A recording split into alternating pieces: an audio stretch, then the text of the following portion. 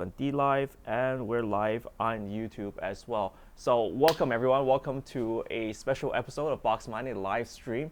So I'm streaming from sunny California here. It's pretty amazing how this place is anyways. So I'm pulling a crypto daily, almost just chilling out in California for a while.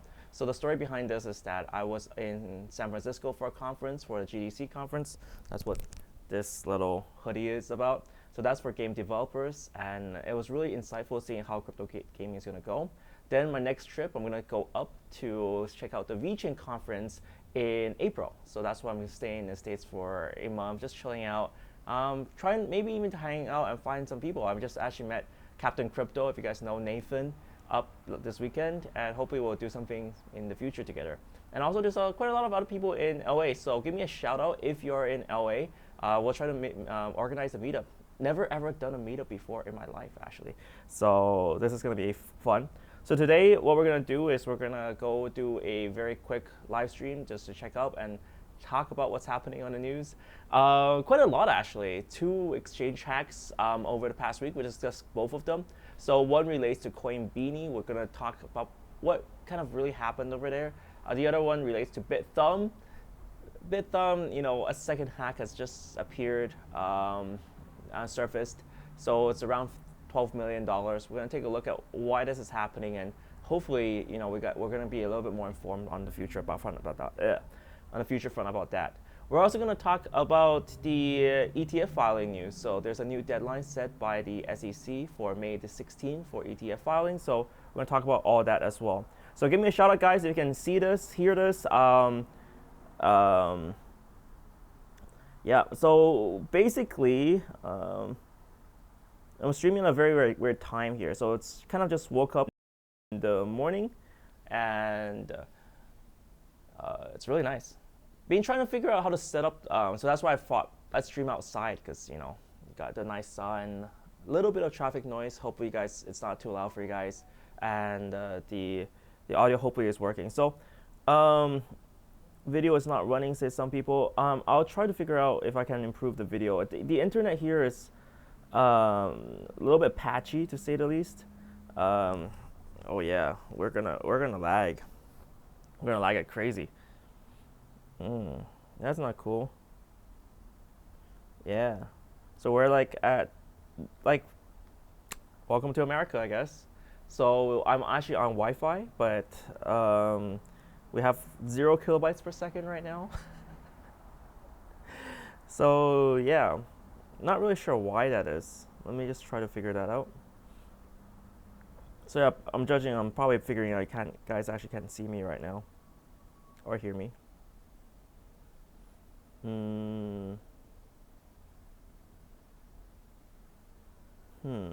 Let's see. So it should be to do with some of these settings here, but I don't know, it was working like a minute ago. Settings, let's see. Maybe we can stream to somewhere else. Well, I'm gonna stream directly to YouTube then in that case. Yep.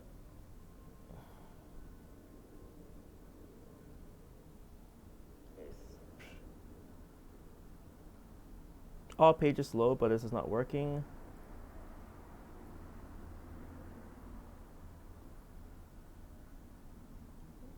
Keegan says, "Yo, box. I hope GDC was good. It was great." So I'm just trying to figure out how this chat works, guys. If the stream is lagging for you guys, just tell me. Yeah, we're all in buffering limbo. Yep. Let me.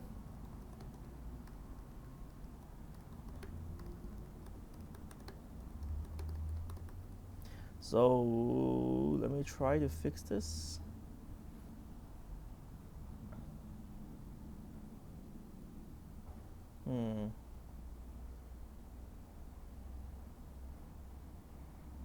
All right, so it should be a little bit better now. Ugh, no.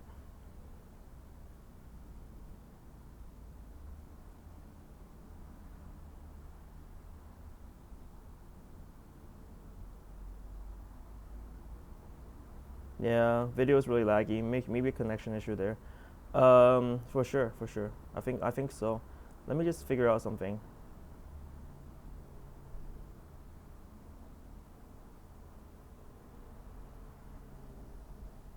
I'm gonna try to connect to the YouTube streaming instead of restream. Just try to cut out. Okay, so hope you guys can see me a little bit better. So the stream hopefully works. So right now it's a green bar, so it should be showing up on your screens very soon. So just now, I don't know why it just stopped being good, but hopefully, no. Hopefully this retains. Hopefully this sticks.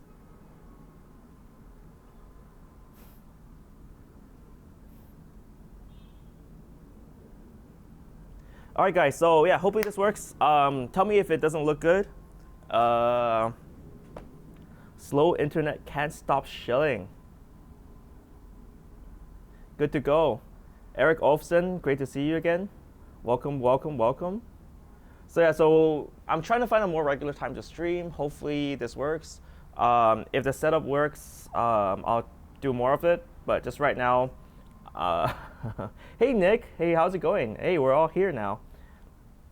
Yeah, isn't it really late for you, everyone in Europe?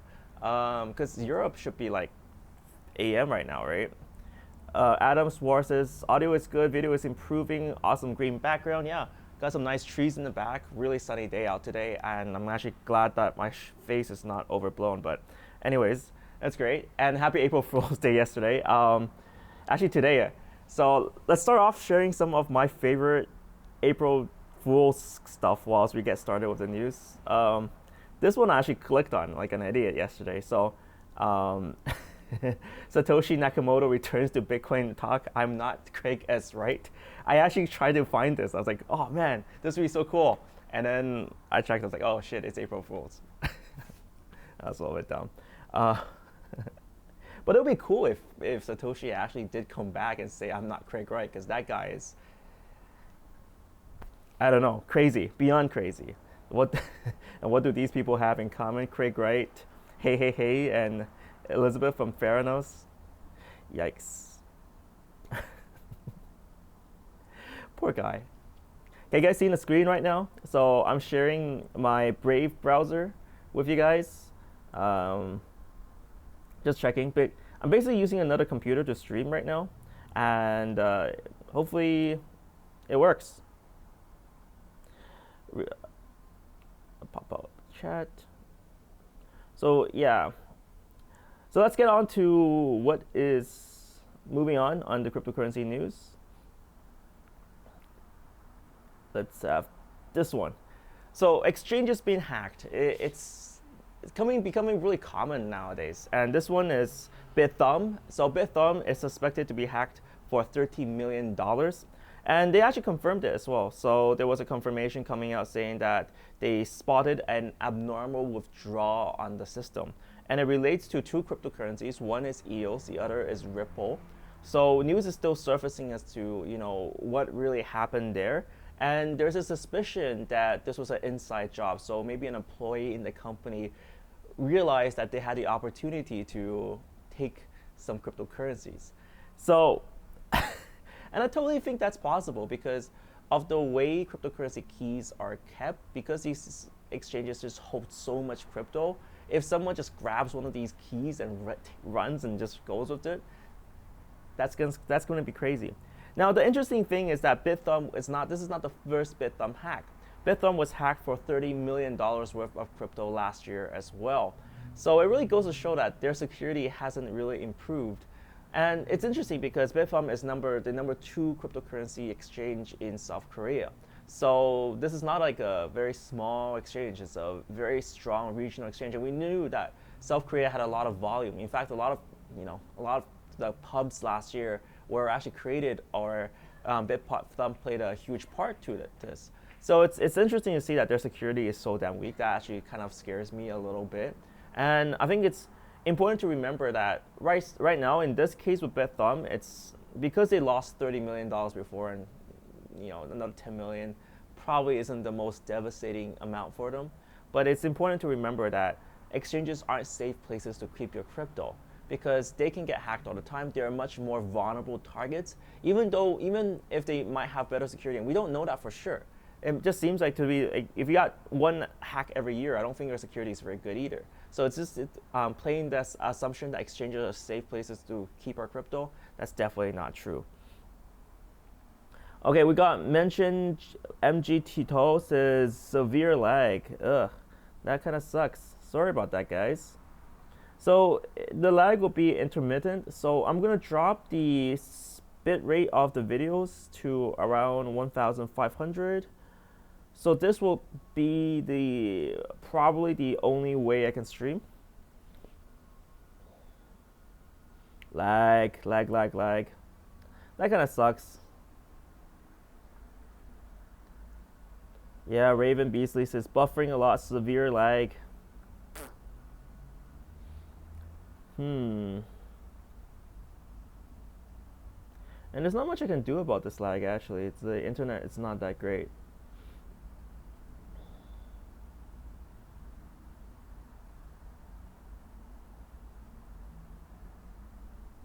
So shut off video and go audio only. That could be a possibility. So right now this should be stabilizing a little bit. It's probably gonna lag a little bit. So yeah, sorry for the lag, lol guys. I'll try to figure out if I can get better internet here. This is on Spectrum internet. So if you're in the States and you can tell me which internet's better. So I'm living in an Airbnb right now and they have Wi-Fi, and yesterday I tested it and it should have been really fast. It was like it was almost like 50 megabytes per second upload speed, and you know that's good enough for streaming, but apparently it's not consistent. So all right, we can just continue. So unfortunately, if you guys are experiencing some lag, just wait for the delay. We'll try to finish today's content, and then I'll figure out a better solution for tomorrow. So, okay, talking about exchange hacks as well, I just wanted to finish this up, this other hack, which is,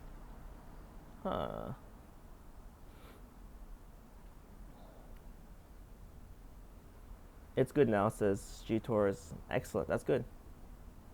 Let me just, I think I lost one of the news, Coinbene. All right, so Coinbene hack is a little bit strange as well. So this was reported last week and I was following up on this.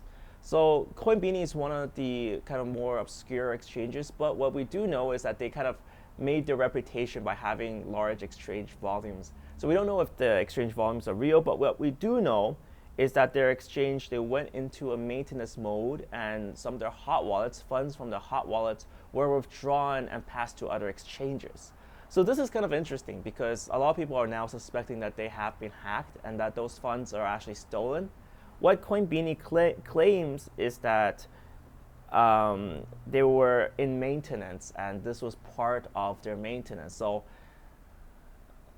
two sides of the story here. So one from the official announcement, which is the exchange saying, yeah, everything's okay, keep on trading, keep on doing business. The other is from blockchain researchers saying, yeah, funds are moving and they're moving into other exchanges. I would definitely believe this one, not to, you know, here in this crypto space, we've seen this before. It's not the first time we've seen this. Mt. Gox had this exact same kind of issue where funds were stolen and then try to cover it up for more or less a year or two before they actually went down. So the kind of, we're going through those same motions again. Exchanges can try to cover it up as much as possible until users withdraw or try to withdraw more funds than they hold in their wallets, in which case they're going to file for bankruptcy. So I'm a little bit concerned about Coinbene, that's to be sure, because that research seems to suggest that there are actual movements. If you actually follow it, this thread, there's definitely two sides, but there is compelling evidence that funds are being moved. Regardless, you know, with these two news points, I'll definitely say now is a good time to make sure that you have your private keys. For sure that this is not going to be the first case of exchange hacks or exchange hack news. We've seen, you know, Quadrica CX and how suspicious they just magically lost their keys and users can't get any funds. Right now, exchanges are in fact facing a big crisis in the sense that the amount of trade volume, because cryptocurrency prices are just staying similar for a while. So in terms of exchange revenue, they actually might not be getting that much. The total volume exchange might not be that strong. So, and there's a lot of competition too. If you look at how many new exchanges are popping up, that means each exchange is getting less and less trade revenue, and they have to find new ways to derive that revenue. And if they can't find a way to derive that revenue, then one of their options is just to either close down, or if they're malicious, just run away with that money. So just be careful, guys. Adam Swartz says, Wild Wild West, definitely. Upgrade says, exchanges don't get hacked is always an inside job. Very, very likely. Although I do know that some exchanges have very, very poor security as well. I mean, there's no requirement to start an exchange. Anyone can start one up. I mean, in fact, you can buy exchange software like Alpha Point, which is one of the most popular exchange softwares out there, reskin it, rebrand it, and now, oh, ta-da, you got a crypto exchange running, and then you just do a massive PR campaign on it, and voila, you got, and fake some volume too whilst you're at it, so now you rank up on top of CoinMarketCap. That's pretty much the formula for exchanges.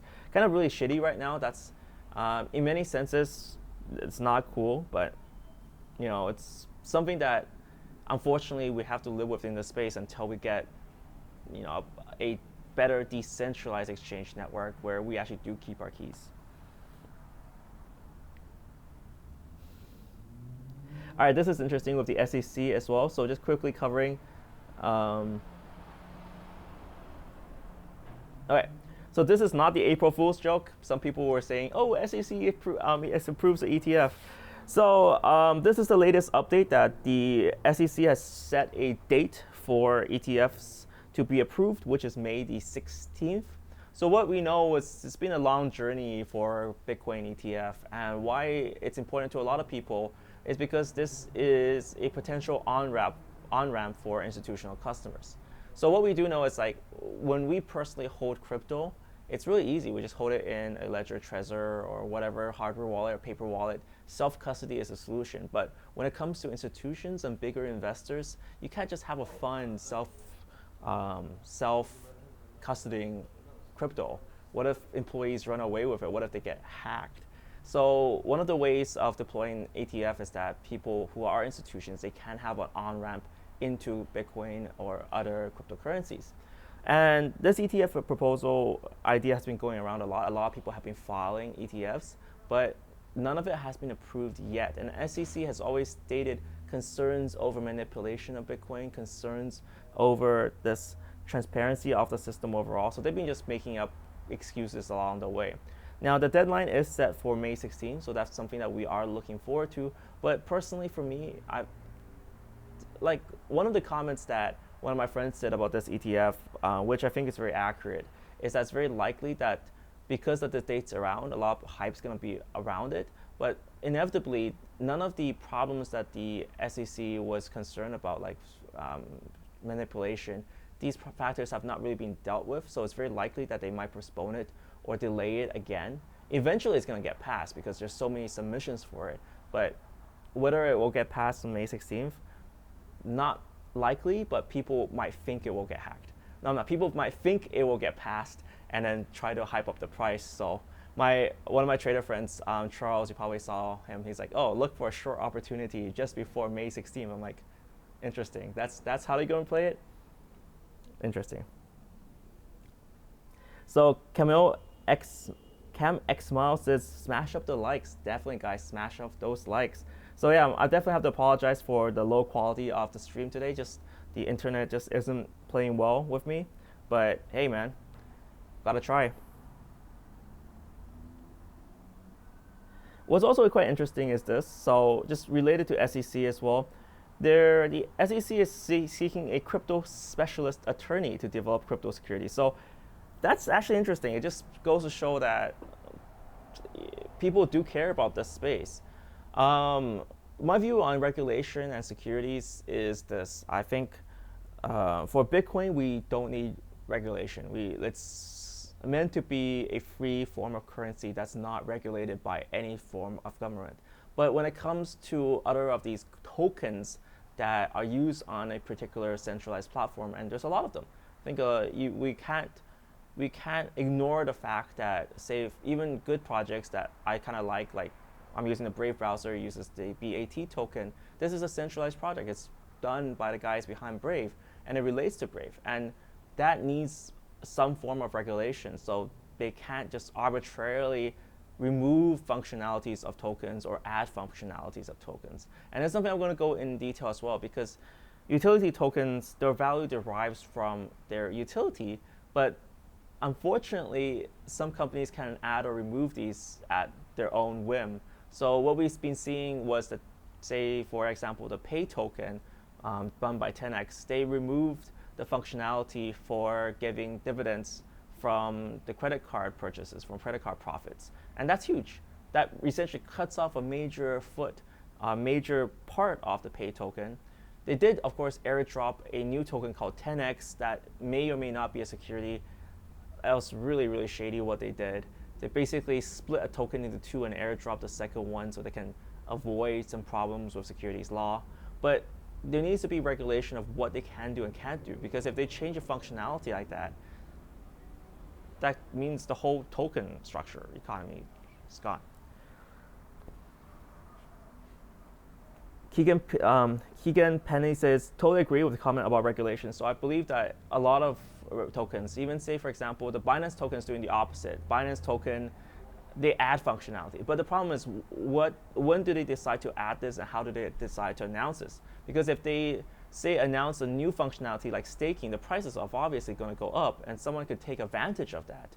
And there could be a lot of insider deals that are made, and we need to have some sort of transparency or regulation in that case to prevent them from just like playing around with the token price.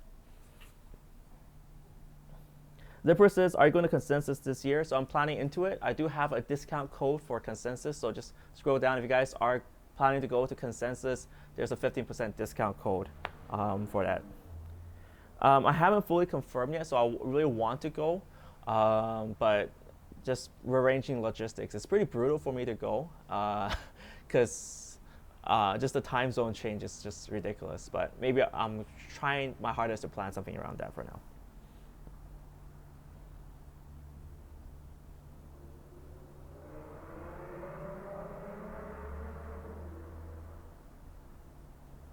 All right, so what's next?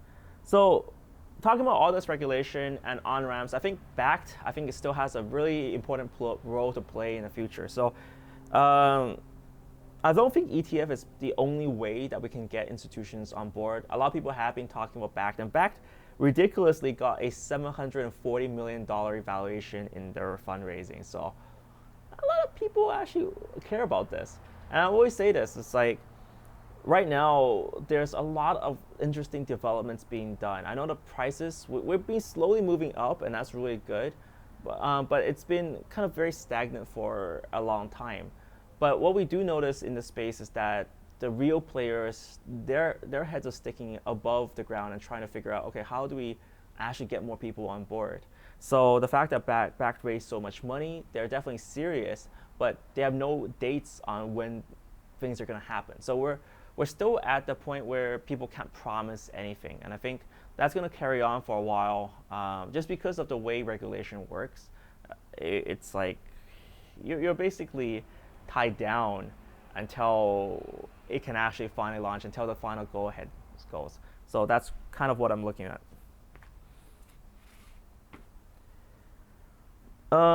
Amsterdam Holland says Coinbene hacked. So it's up to debate whether it's hacked or not. Coinbene claims that they're 100% secure, whilst we do see movements on the blockchain that from the hot wallets into other places, suspiciously at a time when they maintain wallets. So that's what I'm going to say. Definitely wouldn't hold funds in any exchange, not just Coinbene, but right now any exchange, just not a good place to hold funds. Michael Jesus is Bakkt is waiting for $3,000 Bitcoin again before launching so they can finalize accumulation. I actually do feel like accumulation is really happening right now. I mean, if you look at cryptocurrency prices, we're being on this kind of steady upstream for a while, and that's how accumulation works. It just people accumulating small amounts over time. And even if you look at, say, the log scale graph, just even after the January kind of hype and pump of Bitcoin crisis, there was a long period of accumulation here, just where Bitcoin sat for $270, $250 for more or less a year before things actually started happening again. So definitely that's what's going to happen. It's not, that's what I really think, not financial advice, but that's what I think is going to happen in the space. We see that the dumpers, the main people who are under time pressure to make a lot of money, especially funds that promised a lot, and they're under a lot of pressure to flip or to make sure that their assets are liquidated. Those dumpers are gone right now. You can see in the conferences in the offline space, and I place a lot of value in the offline space because that's where you get to really question someone, like face to face, see like if they really mean it or if they really understand what's going on. But in the offline space, we see a lot of people just disappearing. Conferences are more and more kind of empty. So if you look at Hong Kong Blockchain Week, you'll see empty stalls, you'll see a little bit less people, and that's going to be interesting because that means a lot of the dumpers are gone, and then the people who are remaining, they're building, and either building or accumulating. So that's what I think is going to happen in space. Are we going to have a huge FOMO wave? I don't think so. But at the same time, are we going to have an accumulation wave? Definitely.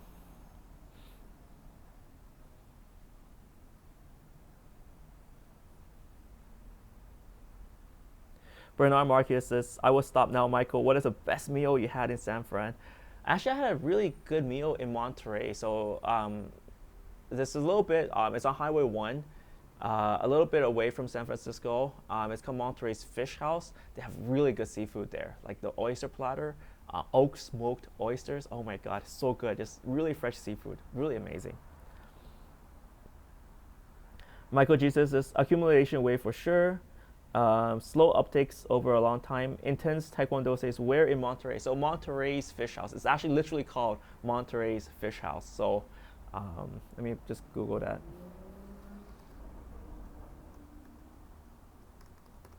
House. I'll throw that link over there. It's not like a fancy diner by any means. It's really kind of off the dirt, not really off the dirt road, but like it's more somewhere the locals go. It's not on the pier, but it's a little bit out, but it's really, really good. So that's a link if you guys are. Oh, Intense Taekwondo says, I used to work across the street, Canary Row. Cool. Yeah, so anyways, I think I'm going to cut this session here. So it's pretty much been a really interesting week in terms of crypto. I think, personally, I think that this accumulation wave is going on, and for me, I'm doing a lot more in-depth analysis of certain projects. For example, just going to GDC, seeing how the gaming project front can work, and I got some really good insights I want to share with you guys soon about how to make take full advantage of this whole cryptocurrency space and crypto gaming as well. Just really, I really said something which is something that I really want to keep in line with. Is what is the advantage of crypto that is exclusive to crypto? Or what can crypto games provide that cannot be replicated elsewhere? Because if you look for that advantage, and you focus and you make that one of the core pillars in your game, or it does apply to projects too.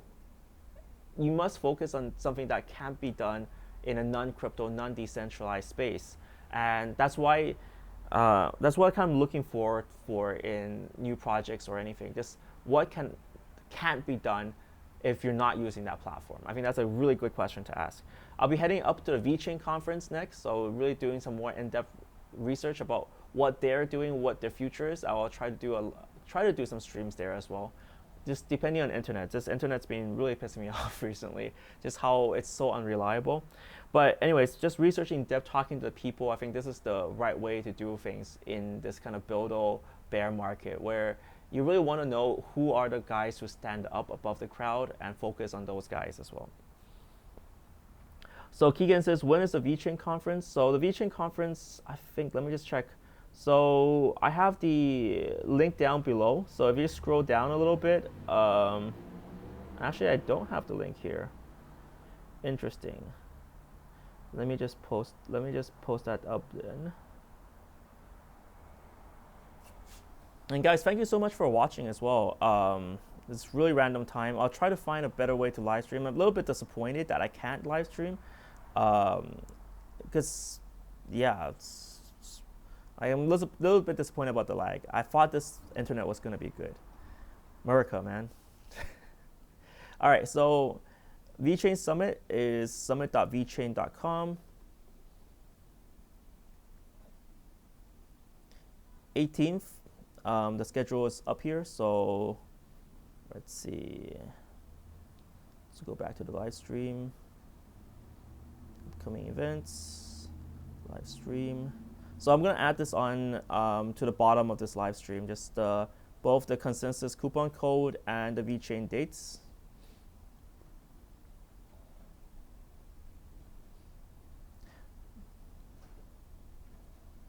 Just doing that.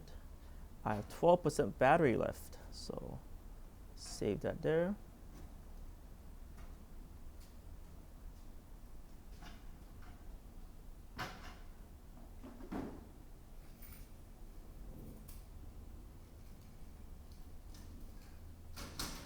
Keegan says, I love a box mining guide on creating non-fungible tokens unless you got one already. Not yet. Definitely looking into it.